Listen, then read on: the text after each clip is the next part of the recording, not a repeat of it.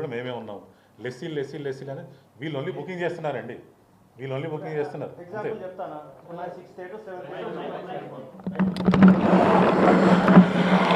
Example నా 6 theatres ఉన్నాయి. Okay, నేనేం చేస్తా, అండర్ ద వన్ రూఫ్ సునీల్కి ఇచ్చేసిన. ఇప్పుడు సదానంద అన్నయ్య ఉన్నాయి. ఓకే, 3 థియేటర్లు ఉన్నాయి. ఓకే, 3 థియేటర్ సునీల్ గారు బుకింగ్ చేస్తారు. అట్లా మొత్తం ఆయనకే ఇచ్చేసినాం. ఎందుకంటే అండర్ ద వన్ రూఫ్ ఉంటుంది, అందరికీ బెటర్. అడ్వాన్స్ ప్రాబ్లం ఉంటుంది. ఇప్పుడు ఫస్ట్ ఎగ్జాంపుల్ చెప్తా, డిస్ట్రిబ్యూటర్లు ఎంతమంది ఉండేయండి ఆర్పీ రోడ్లో మీకు తెలుసు అందరికీ. 150 మంది 175 మంది డిస్ట్రిబ్యూటర్లు ఉండే. అప్పుడు నేను స్టాక్ సప్లై చేస్తుంటే పొద్దుగాల నుంచి సాయంత్రం పోయేసి వచ్చేలో కూడా మొత్తం ఆర్పీ రోడ్లోనే కదా. ఇవాళ అందరు పోయి ఉన్నారే ఒక 5 డిస్ట్రిబ్యూటర్లు. అది ఎవరి వల్ల పోయారండి? అంటే అంత పోయారు కదా అన్న. I speak loudly, don't worry. అయితే ప్రొడ్యూసర్లు 1980s 90s ప్రొడ్యూసర్లు థియేటర్ల దగ్గర నుంచి అడ్వాన్స్ తీసుకునేది. సినిమా ఫ్లాప్ అయిన ఎడల ఆ ప్రొడ్యూసర్ గాయబ్ అవుతుండే. సో థియేటర్ల వాళ్ళ డబ్బులు గాయబ్. సో అలా నష్టపోతూ ఇదైతే వర్కౌట్ కాదు అనేసి ఒక గ్రూపిజం మొదలైంది. గ్రూపిజం పేరు ఇవాళ లీజ్ అంటారు. బట్ గ్రూప్ ఇది ఇవాల్వ్ ఎట్లా అయింది అంటే మమ్మల్ని మేము ప్రొటెక్ట్ చేసుకోవడానికి అంతే. అలా అందుకే పుట్టింది ఇది. లీజ్ దారులు నెగిటివ్ అని అనకండి. Basically we are all talking business sense only. Sir లీజుకి బుకింగ్కి చాలా తేడా ఉందండి. Booking has big difference. వాళ్ళు మరి సంక్రాంతి సినిమా అప్పుడు వాళ్ళు రిలీజ్ చేశారు కదా, మరి అప్పుడే కట్టలేదు అనేసి సార్. సంక్రాంతి సినిమాలు అది ఆయన ఓన్ సినిమాలు కావు. ఎవరైతే ప్రొడ్యూసర్ దగ్గర నుంచి కొనుక్కున్న తర్వాత ప్రొడ్యూసర్ పర్మిషన్ లేకుండా పర్సంటేజ్ విధానంలో ఇవ్వలేడు. ఎందుకు ఇవ్వలేడు అంటే ఆయన ప్రొడ్యూసర్ ఏమంటాడంటే ఎన్ఆర్ఐ దాటిన తర్వాత నాకు 80% షేర్ రావాలి కదా, నువ్వు ఎట్లా పర్సంటేజ్ ఇస్తావు అని అడుగుతాడు. కాబట్టి ఆయన సొంతంగా డెసిషన్ తీసుకోలేకపోయాడు. కానీ అదే ఇప్పుడు మేమేమంటున్నాం అంటే ఇలా ఎవరికి వాళ్ళు అలా వెళ్ళుకుంటూ పోతే కాదు. మేము ఎప్పటి నుంచో కొట్లాడుతున్నాము. ఇంకెక్కడికో డేట్కి వచ్చి ఇప్పుడు సినిమాలు లేక చాలా ఇబ్బందులు పడుతున్నాం. కాబట్టి ఖచ్చితంగా మేము ఆల్రెడీ 1 మంత్ నుంచి పర్సంటేజ్ విధానంలో నడుపుతున్నాం. నిన్నటి ఈ సినిమా వీరభద్రుడు సినిమా కూడా అన్నపూర్ణ వాళ్ళకు క్లియర్గా చెప్పాము, మేము పర్సంటేజ్ విధానం నువ్వు ఓకే అనుకుంటేనే మేము సినిమా వేస్తామంటే, సార్ మీరు ఎలా చెప్తే అలా సార్, మాకు షేర్లు కూడా ఇవ్వకండి, ఇప్పుడు మీరు డిసైడ్ చేసుకొని పర్సంటేజ్ విధానంలోనే మాకు షేర్లు ఇవ్వండి, మాకు రూపాయి అడ్వాన్స్ వద్దని కూడా ఇదే అన్నపూర్ణ సాయిబాబు గారు చెప్పారు. మన సుప్రియ గారితో కూడా ఆమె కూడా ఒప్పుకుంది. కానీ ఇప్పుడు కొత్తగా పెద్దకి టార్గెట్ అనేది దయచేసి అందరూ మర్చిపోండి. మాకు పెద్ద కానీ రేపు పెద్ద ఇప్పటి నుంచి ఇంకో 2 ఏళ్ళు వెళ్ళిపోయినా కూడా మాకు ఇప్పటి నుంచే కావాలి. మేము అనుకుంటున్నాం. ప్రొడ్యూసర్లు ఏమంటున్నారంటే ట్రాన్స్పరెంట్ విధానం లేదు, రెడ్ ట్రాక్ లేదు. నెక్స్ట్ బుక్ మై షో నుంచి మీకు 5 రూపాయలు 8 రూపాయలు వస్తుంది. ఇక్కడ ఆ లెక్కలు ఏమవుతున్నాయి, ఈ డబ్బులు ఏమవుతున్నాయి, ట్రాన్స్పరెంట్ లేదు కాబట్టి మేము కొట్లాడుతున్నాము. ప్రొడ్యూసర్స్ దగ్గర మీ ఎగ్జిబిటర్స్ దగ్గర నుంచి రెడ్ ట్రాక్ అనేది లేదు. రెడ్ ట్రాక్ అనేది మీరు ఇటు వచ్చేసి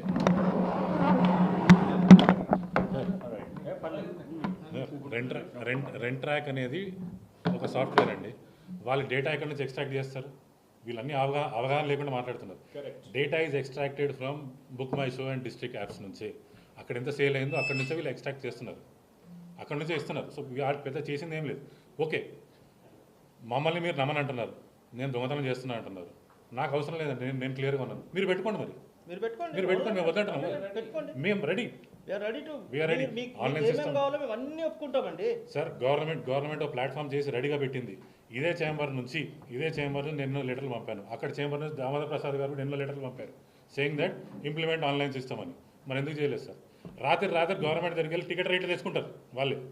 ఇది తెచ్చుకోలేరా సార్? ఇలాంటి కుంటి సాకులు ఆల్రెడీ చాలా విని విసుగెత్తి బోర్ కొట్టి ఇక బ్రతుకు తెరువు లేక ఈ సిచ్యువేషన్కి వచ్చాం. ఇది ఆల్రెడీ విన్నాం. రెంట్ ట్రాక్ అనేది ఈ పేరిట 3 ఏళ్ళ నుంచి వింటున్నాం. ఆన్లైన్ చేయండి అంటే ఒక మంచిగా డ్రెస్ వేసుకొని వచ్చినోన్ని ఇంకా మంచిగా డ్రెస్ వేసుకోలేదు ఎందుకు అన్నట్టున్నది. ఇది వీఆర్ ఆన్లైన్ టుడే 80-90%, 95% ఇది online.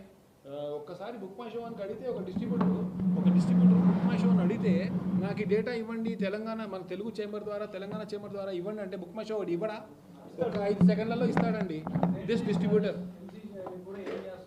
Sir MC Sir, MC maintenance charges government 1990లో 80స్లో ఎన్టీ రామారావు గారు క్రియేట్ చేసిన పద్ధతి. బేసికలీ థియేటర్స్ మినిమం మెయింటెనెన్స్ ఉండాలి అనేసి ఉంటుంది, రైట్? అది చాలా దయనీయంగా ఉంది. బేసికలీ 5 రూపాయలు, పక్క రాష్ట్రాల్లో 25 రూపాయలు, 18 రూపాయలు ఉన్నాయి. మహారాష్ట్రలో 15 రూపాయలు. అయితే పీవీఆర్ ఒకటి ఇచ్చింది కదా, ఇచ్చిన PVR 25 రూపీస్. PVR ఇన్నార్బిట్ మాల్లో దాని 25 పిఎక్స్ఎల్ స్క్రీన్ ఒకటి తీసుకున్నారు.